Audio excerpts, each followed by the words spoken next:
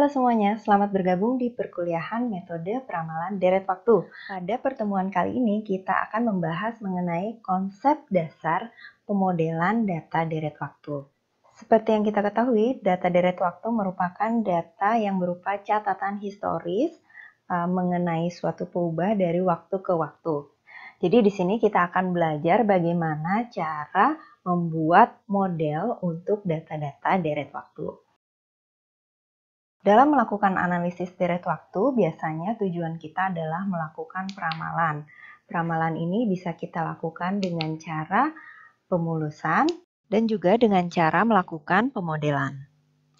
Berikut ada beberapa konsep dasar dalam membangun model deret waktu. Yang pertama ada proses stokastik, fungsi koragam, proses stasioner, dan yang terakhir ada fungsi korelasi diri.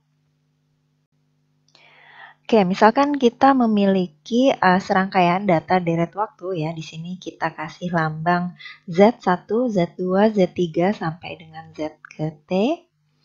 Nah, pengamatan ini didapatkan secara teratur dari waktu ke waktu dan ada kaitannya antara pengamatan yang satu dengan yang lainnya.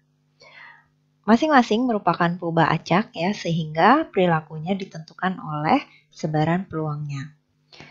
Karena keterkaitan tadi, perilaku Z1, Z2 sampai dengan Z ke T terlihat dari sebaran multivariatnya. Oke, kita masuk ke bagian proses stokastik. Jadi, suatu rangkaian perubahan acak Z1, Z2 sampai dengan Z ke T ini dinamakan dengan proses stokastik. Perilaku peluang proses ini ditentukan oleh sebaran peluang multivariatnya. Namun, banyak informasi tentang sebaran peluang ini dapat dideskripsikan melalui nilai tengah, ragam, dan koragamnya.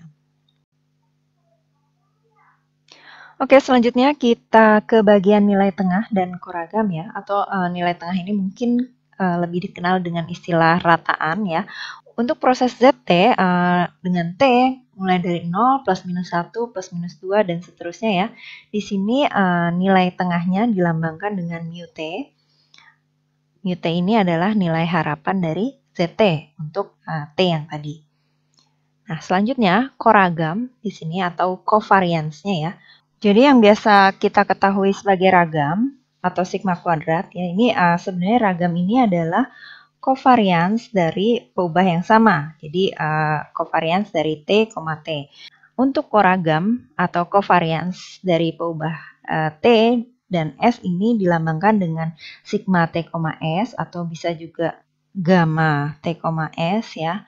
Atau kita tuliskan cov ZT, ZS seperti ini juga boleh ya. Ini untuk nilai T dan S-nya yang tadi ya 0, plus minus 1, plus minus 2, dan seterusnya. Nah, di mana dalam hal ini covariance ZT, ZS ini ya sama dengan nilai harapan dari ZT dikurangi mu T dikalikan dengan ZS dikurangi mu S. Nah, ini kalau kita sederhanakan bisa menjadi seperti ini ya, nilai harapan ZT ZS ya dikurangi nilai harapan ZT dikalikan nilai harapan ZS. Oke, kita masuk ke bagian korelasi ya. Korelasi ini kita lambangkan dengan rho di sini ya.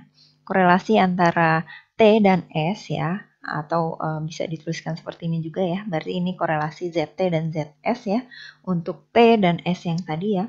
Ini bisa kita hitung menggunakan rumus berikut ya, di mana korelasi dapat kita cari dengan membagi nilai covariance-nya dengan akar dari ragam untuk ZT dikalikan dengan ragam ZS. Nah, di sini kalian bisa lihat ya, kalau lambang covariance ya, itu kita pakai sigma, terus di sini ada T, S ya. Kalau ini, nah ini untuk yang sama indeksnya ya, ini berarti sebenarnya sama dengan ragam dari T ya, sigma kuadrat dari T. Nah, kalau yang ini juga dia adalah ragam dari S. Oke, berarti di sini dapat kita simpulkan ya. Yang pertama, gamma T, T ya, atau ini bisa disebut sebagai ragam dari ZT atau kovarian ZT, T. Nah, berarti dalam hal ini korelasi dari T, T, jadi korelasi dengan dirinya sendiri ini sama dengan 1. Lalu yang kedua, gamma T, S ini sama dengan gamma S, T. Jadi posisi dari peubahnya ini tidak menentukan besaran dari koragamnya. Yang ketiga ya, nilai mutlak dari kovarian T dan S ini kurang dari atau sama dengan akar dari kovarian T, T dengan kovarian S dengan S, sehingga korelasi antara T, S ini berada di nilai -1 sampai dengan 1. Oke, selanjutnya kita masuk ke dalam konsep kestasioneran ya. Nah, jadi di sini asumsi yang mendasari pemodelan data deret waktu ini adalah kestasioneran. Prinsip dasarnya, model peluang yang mendasari proses stokastik atau data deret waktu ini tidak berubah bersamaan dengan waktu. Jadi proses is in statistical equilibrium. Ya, di sini ada contoh pola data yang stasioner ya. Ini dia datanya stasioner baik dalam rataan maupun dalam ragamnya. Nah, data stasioner pada nilai tengahnya ya, jika data ini berfluktuasi di sekitar suatu nilai tengah yang tetap dari waktu ke waktu. Oke, sedangkan data yang stasioner pada ragamnya ini terjadi jika data berfluktuasi dengan ragam yang tetap dari waktu ke waktu. Bagaimana cara mengatasi data yang tidak stasioner ya? Yang pertama bisa kita lakukan adalah proses differencing atau diferensi ya, atau pembedaan. Jadi kalau kita punya data Y1, Y2, Y3, ini datanya ini tidak stasioner ya. Nah, ini kita lakukan pembedaan ya. Pembedaan di sini ada D1, ini adalah Y2 min Y1. Nanti ada data D2, ini adalah Y3 min Y2. Nah, nanti data D ini ya, harapannya akan lebih stasioner daripada data yang Y. Itu yang dinamakan dengan proses diferensi. Oke, alternatif lainnya adalah melakukan transformasi data ya. Nah, transformasi data ini bisa kita lakukan dengan menggunakan learn atau akar kuadrat. Ya, jadi tahapannya kalau kita menemukan data yang tidak stasioner, kita lakukan diferensiasi dulu ya, atau differencing ya. Di mana nanti differencing ini biasanya ada batasnya, maksimal mungkin sampai 3 atau 4 kali. Kalau memang datanya juga masih tidak stasioner, biasanya baru kita pilih lakukan transformasi data. Nah, berikutnya pertanyaannya bagaimana cara melakukan pemeriksaan kestasioneran terhadap data deret waktu ya. Di sini yang pertama kita bisa cek dengan visual atau melihat tren data tersebut dalam grafik. Lalu cara yang kedua kita bisa menggunakan autokorelasi ya dan korelogram. Cara ketiga di sini ada kita bisa melakukan uji akar-akar unit atau unit root test. Ya, ini cara melakukan pemeriksaan kestasioneran dengan menggunakan visual ya atau grafik. Oke, bisa kita lihat di sini ya. Ini saya ambil dari bukunya Profesor Bambang Juanda yang berjudul Ekonometrika dan Deret Waktu. Nah, ini gambar yang pertama, ini plot data dalam keadaan stasioner. Nilai tengah dan ragamnya itu stasioner ya. Nanti kalian bisa cek lagi, tadi kan sudah saya jelaskan definisi apa itu stasioner dalam nilai tengah, apa itu stasioner dalam ragam. Nah, untuk gambar yang di bawah ini, gambar 2.2, ini dia tidak stasioner pada nilai tengah. Kenapa? Kalau stasioner dalam nilai tengah itu pengertiannya, anggapannya nilai tengah itu di satu titik sini ya, atau di garis ini. Nah, sedangkan ini datanya itu ada trennya gitu ya, mengarah ke atas. Jadi dia tidak stasioner dalam nilai tengah. Tapi dia stasioner dalam ragam. Bisa dilihat di sini dari lebar sebaran datanya ini dari awal sampai akhir ini relatif sama. Ya, sebesar inilah gitu ya. Oke, sekarang kita lihat yang ketiga. Gambar 2.3 ini contoh plot data yang stasioner pada nilai tengah, tapi tidak stasioner pada ragamnya. Nah, ini misalnya di sini ya nilai tengahnya ya yang 20 ini. Nah, dia stasioner nih dari awal sampai akhir mencakup nilai tersebut ya. Tapi bisa dilihat, nah ini ragamnya makin bertambah T-nya, ragamnya juga makin besar ya. Berarti dia tidak stasioner dalam ragam. Oke, untuk plot data terakhir yang 2.4 ini dia tidak stasioner baik dalam nilai tengah maupun ragam ya. Ini juga dia akan ada tren kan ke atas dan ini makin besar T-nya. Nah, bisa kita lihat ragamnya juga makin besar. Oke, masih dari buku yang sama ya. Di sini ada contoh pemeriksaan kestasioneran menggunakan korelogram. Apa ini korelogram ya? Jadi korelogram ini merupakan grafik juga ya. Tapi kalau tadi sebelumnya itu kita menggunakan time series plot ya, kita membuat plot antara periode dengan YT-nya atau ZT-nya ya. Kalau di sini yang kita plotkan adalah antara lag-nya ya atau periodenya itu dengan nilai atau korelasinya. Jadi kita hitung dulu nilai atau korelasinya ya, baru kita plotkan dengan lag-nya. Nah, di sini pola autokorelasi yang bisa kita lihat ada dua ya. Di gambar yang pertama ini contoh data yang tidak stasioner karena ACF-nya atau autokorelasinya ini dia menurun secara perlahan membentuk grafik yang berpola eksponensial. Nah, sedangkan kalau yang di gambar kedua ini tidak ada bentuk pola eksponensial ya pada autokorelasinya ya. Berarti di sini adalah contoh pola autokorelasi dari data yang stasioner. Ya, jadi sebelumnya kan kita udah lihat ya, kita sudah bahas kestasioneran data menggunakan pendekatan grafik ataupun visual ya. Nah, pendekatan ini sebenarnya terbatas pada kemampuan visual dan juga namanya kemampuan visual setiap orang bisa berbeda. Ada orang tertentu yang menyatakan, oh yang seperti ini relatif stasioner, tapi pendapat orang lain tentu saja berbeda. Untuk mengatasi hal tersebut, supaya tidak terjadi perbedaan pendapat mengenai kestasioneran data, sebenarnya bisa kita lakukan suatu uji ya, yang tadi yang saya sebutkan ya, yang namanya unit root test. Nah, namun pada perkuliahan ini saya tidak akan membahas lebih detail mengenai unit root test ya, karena di sini kita mau belajar melihat kestasioneran data menggunakan autokorelasi atau korelogram tadi. Ya, jadi dari proses stokastik tadi ya, kalau kita mau melakukan inferensia statistik ya, diperlukan suatu asumsi. Dalam hal ini adalah kestasioneran. Jadi kestasioneran ini merupakan asumsi untuk menyederhanakan struktur dari proses stokastik.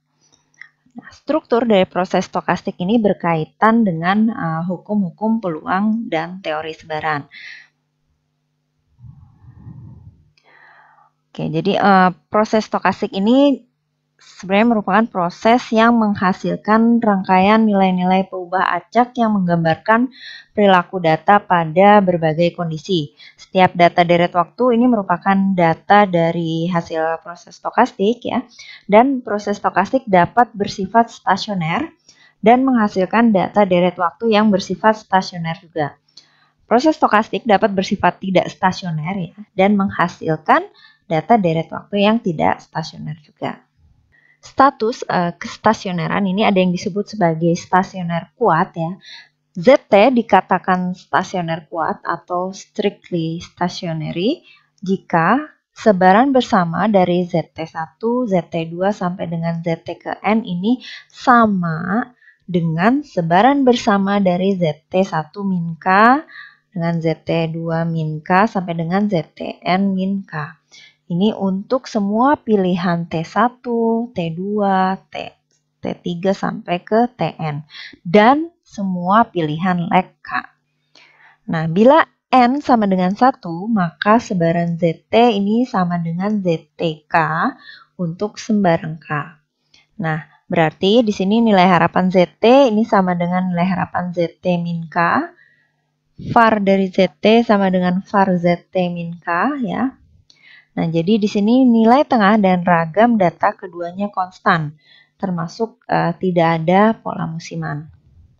Nah, untuk N sama dengan 2, sebaran bersama ZT, ZS ini sama dengan ZT min K, ZS min K. Kovarian ZT, ZS ini sama dengan kovarian ZT min K, ZS min K. Sigma T, S ini adalah kovarians dari ZT min S, Z0. Ini juga sama dengan kovarians Z0, ZS min T ya, seperti tadi ya. Posisinya bertukar, ini tidak mempengaruhi besaran kovariansnya.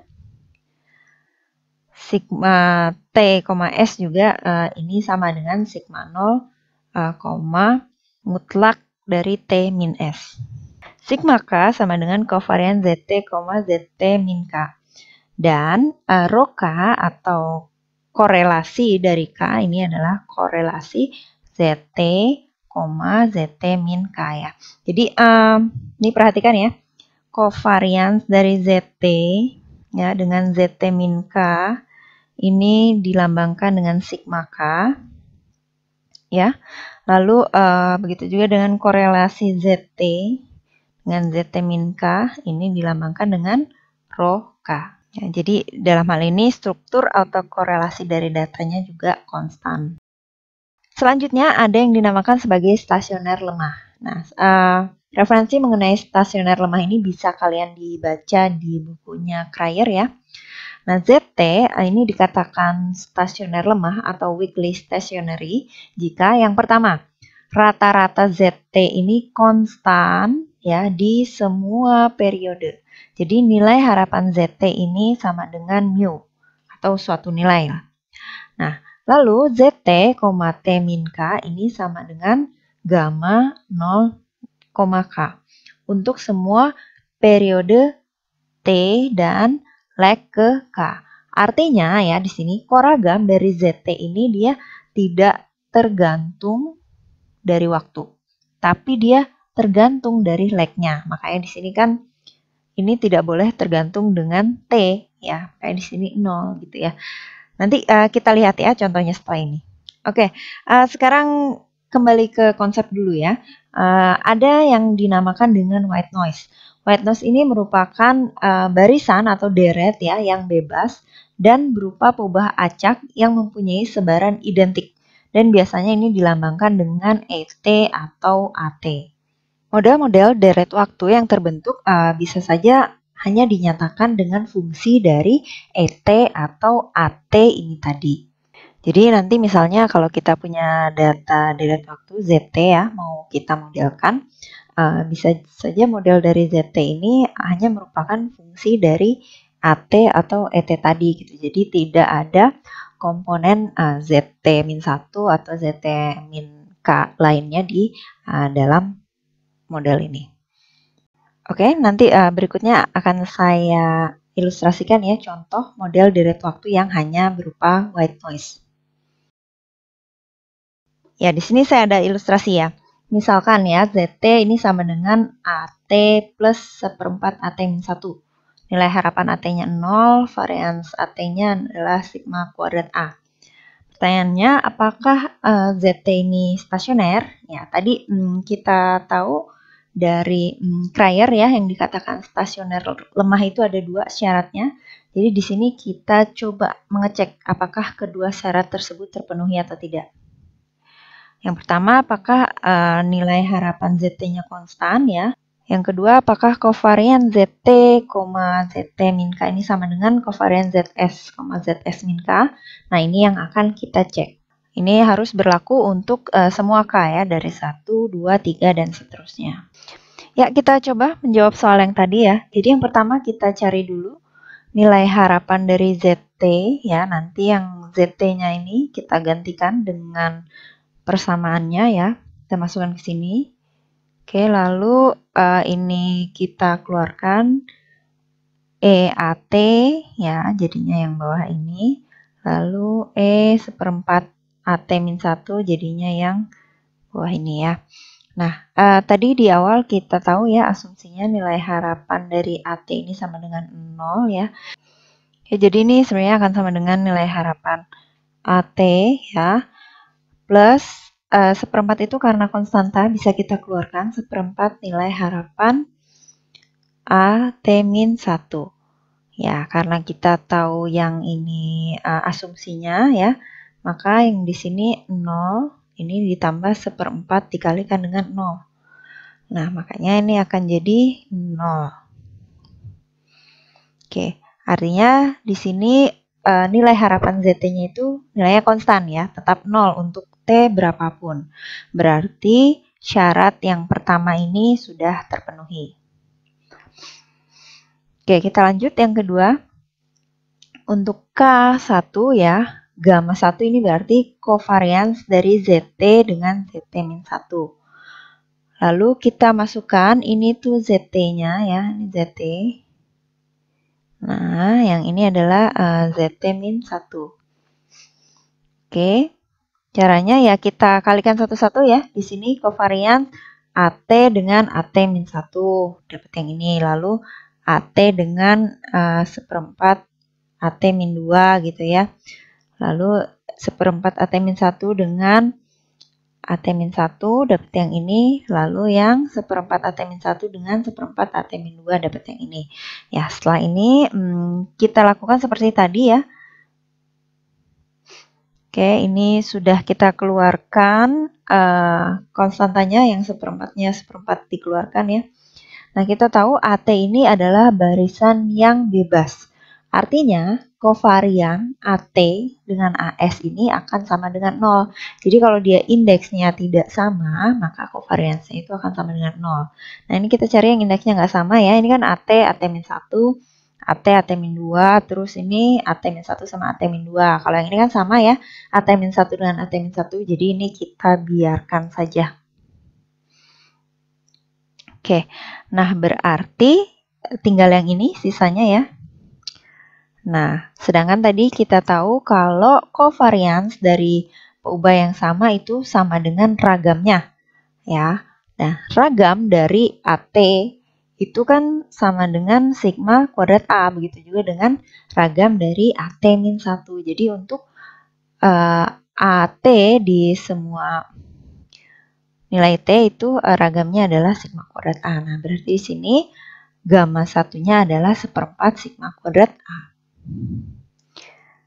Sekarang kita cek untuk K-nya sama dengan 2, berarti kita cari gamma 2 ya. Sama seperti yang tadi ya, kita masukkan ZT, yang ini ZT-2, lalu kita kalikan masing-masing komponennya. Yang indeksnya tidak sama kita coret. Nah, ternyata semuanya ini indeksnya beda-beda ya. Berarti ini gamma 2-nya 0. Oke, selanjutnya kita coba untuk yang K sama dengan 3 ya. Jadi sebenarnya K sama dengan 3 ini, di sini kita bisa lihat ya, pada saat K sama dengan 2 aja kita sudah tidak ketemu AT yang indeksnya sama. Apalagi K sama dengan 3, ini kan berarti AT plus 1/4 AT-1 ya. Jadi saya coba tuliskan di sini. Ini sama dengan cov AT plus 1/4 AT-1 ini dengan AT-3 plus 1/4 AT-4. Nah, ini udah kelihatan nih nggak ada yang sama indeksnya ya. Jadi kemungkinan nilainya juga akan sama dengan 0. Ya, berarti di sini bisa kita simpulkan ya, gamma K-nya ini adalah 1/4 sigma kuadrat A untuk K sama dengan 1, dan 0 untuk K lebih besar sama dengan 2. Ya, artinya di sini kovarian ZT, ZT min K ini tidak tergantung pada waktu, tapi pada lag ke K. Dilihat dari mana ya? Dilihat dari sini persamaan gamma K-nya ini sudah tidak ada unsur T-nya lagi ya. Tapi dia ada syaratnya untuk K sama dengan 1 sekian, untuk K lebih besar sama dengan 2 ini sekian. Nah, Artinya karena sudah memenuhi dua syarat tadi, berarti dapat kita simpulkan kalau ZT ini stasioner. Oke, di sini saya ada latihan soal ya. Kalian bisa coba bangkitkan data dulu. Data ini nanti dibangkitkan untuk AT ya. Terus kalian buat ZT-nya ini boleh di Excel, di Minitab, atau di R, atau di SAS, apa saja yang kalian punya di rumah atau kalian bisa ya. Nanti ZT-nya ini mengikuti yang 1, 2, dan 3 ini ya. Lalu kalian buat plot antara T dengan ZT-nya ya. Nah, kalian cek apakah secara grafik ini ZT-nya tampak stasioner atau tidak. Nah, ini nanti kalian coba mana yang tampak stasioner, mana yang tidak tampak stasioner berdasarkan plotnya. Oke, saya akan coba contohkan untuk yang bagian pertama ya. Yang pertama, untuk AT-nya nih akan sama saja semuanya ya. Di sini kita coba bangkitkan AT tadi menyebar normal 0,9. Ya, untuk membangkitkan data sebaran normal di Excel ini kita bisa gunakan fungsi sama dengan norm INV, lalu kita gabungkan dengan fungsi run di dalamnya. Ya, koma di sini bisa masukkan mu-nya. Mu-nya tadi 0, sigma kuadratnya itu adalah 9. Oke, kalau sudah kita enter. Ya. Nah, ini kita baru bangkitkan 1. Di soal diminta bangkitkan sebanyak 60. Nah, untuk membangkitkan sebanyak 60 ini bisa kita copy ke bawah ya, atau cukup kita sorot di sudut sini ya. Ini akan muncul tanda plus, kita tarik saja sampai ke 60. Ya, tadi kan kita mulai dari kolom kedua ya, berarti di sini kalau 60 itu jatuhnya di 61. Oke. Nah, udah di sini kita mendapatkan 60 AT. Selanjutnya untuk ZT, ya, ZT yang pertama itu adalah AT ditambah seperempat AT min 1. Nah, berarti di sini saya mau tambahkan, ini adalah T-nya ya. T-nya berarti ini 1, 2. Nah, ini kalau di Excel ya, kalau kita ubah isi tabel, hasil bangkitannya juga ikut berubah. Nah, kalau kita nggak mau hasil bangkitannya berubah ya, ini bisa kita sorot semua dulu ya. Kita copy. Lalu kita paste spesial, pilih yang value. Nah, ini dia tidak akan berbentuk formula lagi, jadi dia akan tetap. Oke, ini saya ambil T-nya misalnya 1 sampai 60 kan tadi ya. Oke, nah untuk ZT kan perlu AT min 1 ya. Jadi perlu AT min 1 itu berarti A0 ya. A0. Nah, di sini A0-nya kan nggak ada ya. Kita langsung masukkan rumusnya, ini sama dengan AT ditambah seperempat berarti 0,25 dikalikan dengan AT min 1 ya. Oke, karena yang di atas nggak ada maka dia akan sama dengan AT aja. Nah, tapi kalau untuk yang bawahnya sudah dia langsung menyesuaikan. Sama ini untuk ke bawahnya juga kalian bisa kopikan formulanya ya, atau tinggal ditarik seperti tadi, ini sudah otomatis tercopy. Oke, nah ini kita dapat ZT. Ya, sekarang kita mau buat plot antara ZT dengan T ya. Oke, sekarang kita mau buat plot, time series plot ya. Kalau di sini berarti pilih insert. Insert, nah ini nih, pilih yang chart-nya ya. Yang chart-nya mau yang ada line-nya boleh, atau yang tidak ada line-nya juga bisa dipilih sesuai kebutuhan ya. Karena ini plot time series, saya mau buat yang lainnya. Nah, ini sudah jadi plotnya. Ini adalah plot antara T dengan ZT untuk yang model yang pertama. AT plus seperempat AT min 1. Oke, di sini bisa kita lihat ya. Kalau yang model pertama ini dia cukup stasioner. Nah, di sini setelah ini kalian bisa coba bangkitkan AT. lalu kalian hitung ZT di soal nomor 2 dan nomor 3 atau di B dan di C itu ya. Nah, nanti kita lihat bagaimana bentuk plot time seriesnya, apakah dia stasioner atau tidak stasioner. Oke, mudah-mudahan dapat dipahami pelajaran hari ini ya. Selamat mencoba di rumah dan sampai bertemu lagi di perkuliahan minggu depan. Terima kasih.